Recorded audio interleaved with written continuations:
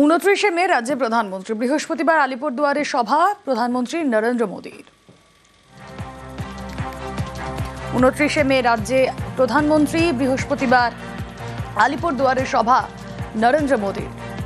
2026-এর বিধানসভা নির্বাচনের আগে 29 মে রাজ্যে এসে প্রধানমন্ত্রী কি বার্তা দেন, অবশ্যই সেদিকে নজর সকলে।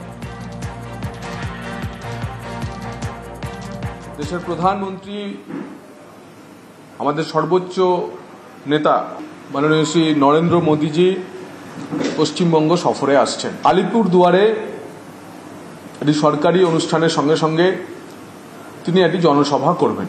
অপারেশন সিন্দুরের পর পূর্ব ভারতে বা পূর্ব সীমায় প্রধানমন্ত্রীজির এটি প্রথম সফর। মাননীয় প্রধানমন্ত্রীজি দেশের সামরিক নীতি, রাজনীতি, ভূকৌশলগত অবস্থান এবং সেই সঙ্গে পশ্চিমবঙ্গের উন্নয়ন এবং পশ্চিমবঙ্গের ভবিষ্যতের রাজনীতি নিয়ে কি দিশা দেখান তা দেখার জন্য অপেক্ষায় রয়েছে।